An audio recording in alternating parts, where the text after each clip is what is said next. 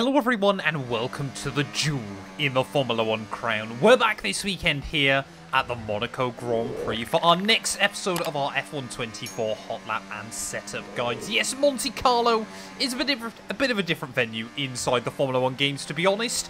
For most people, it's simply about surviving. So, of course, time trial around here, I cannot stress to you enough, is completely irrelevant if you're looking obviously for pace around this circuit, and consistency trumps pace even there as well. So this one's going to be a little bit different. We're a little bit further away on the leaderboards. I must admit though, Monaco is actually personally one of my favourite tracks to drive on the F1 games, and I think with some of the tweaks and changes they've made to this year's title, it is a really, really fun location as well. But of course, if this series is helping you out, please do make sure you leave a like, get yourself subscribed to the channel as well. We're less than 200 subs away from 10k at the moment. I would really, really love to try and hit that goal. But yeah, let's head out then onto the circuit and talk you through a lap. As always, timestamps will be linked down in the description below as well if you just want to head over to the setup part of the video as well. But yeah, let's head out then onto these famous streets.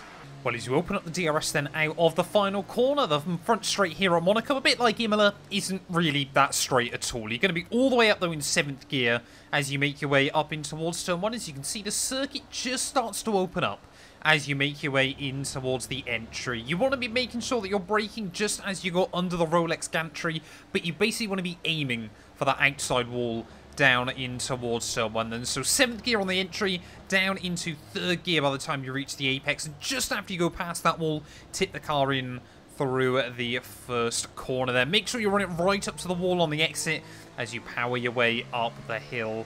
Obviously, just trying to keep it in the middle of the road, the line of least resistance here as the circuit obviously moves left and right. But once you get to the top, hug the car on the right-hand side, and just after you go over that crossing, you want to be down into 3rd gear again. Tip the car in, try to avoid getting too near the inside wall at the beginning, because the circuit does kind of move back out towards you, and you'll be in 4th gear on the exit, down into 3rd, as you make your way through Casino Square. Just as you go over the rise, short shift back a bit of 4th gear. Make sure you avoid the bump on the inside. You don't have to do it as much as the IRL drivers do, but it is still really, really important. And as you make your way into Upper Mirabeau, you want to be braking just before you reach this yellow gate on the outside of the circuit there. Try to get the car down in 2nd gear, tip it in, but avoid the curbing on the inside. You haven't really got the luxury of the gutter like they do in real life. They're on the inside. You've actually got to avoid it a little bit. Otherwise, you find that you bang the rear wheel on the wall, and it just upsets the front stability of the car as well. They're back up into 3rd gear,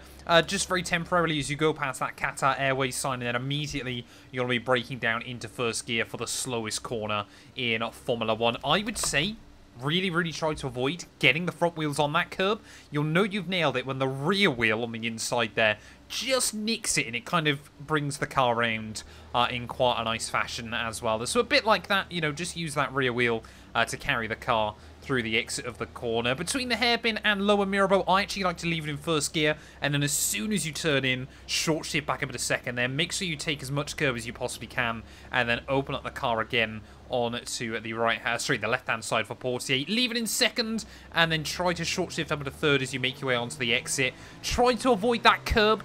It's not as lethal though as it has been on previous F1 games there. As you make your way now through the tunnel, you want to keep the car over on the right-hand side. As you get blinded by the sunlight on the exit, you want to be spotting the 100-meter board there as you break your way down into the chicane. Now, this chicane, you can take a lot of curb through. You want to be all the way down in 2nd gear. Be careful to avoid the wall on the inside, but you can really hop over the inside of this curb there, basically aiming to get that front inside wheel completely over the sausage curb on the inside there. Get the car straightened up on the exit. Avoid that wall on the outside there as you cycle your way back up into 3rd gear. You'll notice even then when I've slowed it down, still didn't invalidate the lap time. That's just how easy it is to really attack that curb there. All the way up into 6th gear then as you make your way down into Tabac. You'll be downshifting once in race trim just to make sure you've got a little bit of extra stability in the car. But it really is a flick through on this year's game because you have got so much grip. Allow the car to run over to the right-hand side. The circuit kind of arcs around in towards the first part of the swimming pool chicane. They're attack the curb on the inside and then really straighten up the car to use all of that curbing on the exit. And again, you want to be getting the car right over to the outside wall, ready for the left-hander. Down 2 gears I like to go. Obviously, tip the car in on the wall on the inside. You can get away with a lot of curb on the exit. I don't find it very reliable, though. So I would say, yeah, in qualifying, risk it. In races, don't, to be honest. Because you'll find yourself spinning out, losing your front wing, and then you're in for a terrible, terrible afternoon. Just as the UBS swaps to Pirelli advertising board, you want to be braking down in towards Rascasse. You'll be on 5th gear on the way in. You'll be on 2nd gear on the way out there. Really, really careful of the inside wall on the exit. Keep the car over on the left-hand side, then ready for the final corner of the lap. Still in 2nd gear, aim for the traffic cone on the inside, and then roll on the throttle there. Back into 3rd as you open up the DRS, and then you got free run back towards the start-finish line here. It is such a difficult lap to get hooked up in one go. You know, you really feel on it when you've nailed a lap around this circuit as well there, but that's kind of the joy of Monaco as well, and especially, you know, if you're league racing against other people as well, you know, getting on pole here is still super, super important, but ultimately surviving the Grand Prix, I would say, in pretty much all of my experience, you're pretty much guaranteed to earn yourself some points as well there. But yeah, let's head back then to the pit lane, and we'll take a look through the setup. Well, you can see that around here, the times are stupid. 1:05s is the world record, so we're just under 3 seconds away from that. So easily the biggest delta we've seen so far. But like I said, 1 lap pace at Monaco is irrelevant when it comes to racing. So you just want to be looking to survive. You want to be looking to make sure that you get to the checkered flag. And that's exactly what we've done with this setup as well. It is completely geared to make this circuit more drivable as well. Now, I know what some of you are going to be asking. Will this setup work on a controller? Yes, it will help. A controller is just near impossible around this circuit unless you are really, really talented as well there. Obviously, Monaco is the most downforce-dependent track on the calendar. Engine power is basically irrelevant here, so 50-47 on the wing. As always, though, as we've seen in previous F1 games, it seems like you need to run less rear wing than front to actually tip the nose in, despite how much front end you've got on this year's title, so that is really, really important, obviously, around this circuit. You could up the rear wing to 48-49, but I would honestly say avoid 50 because you actually find the car understeers more, which obviously you really, really don't want. And I wouldn't say go any lower than 45, otherwise the car's going to be too oversteery, and you really, really don't want that around this circuit either. 40-45 on the diff. Again, this circuit obviously is all just low-speed traction zones, so you've got to be really, really careful there and allow those rear wheels to kind of slide around a little bit, do what they need to do, and then as always, 30 on the engine braking for me. ERS management is not going to be that critical around this place. Again, you've only got that one very short DRS zone that's still incredibly difficult to make overtakes, so you're probably going to find you've got a lot of charge anyway when you are stuck in a train of cars there. Minus 3.2, minus 1.8, 0.12 and 0.11 on the toe and the camber. Again, that's actually pretty normal inside this game. This circuit, it feels like it's been smoothed out over the last few years as well, so that works quite nicely, I found.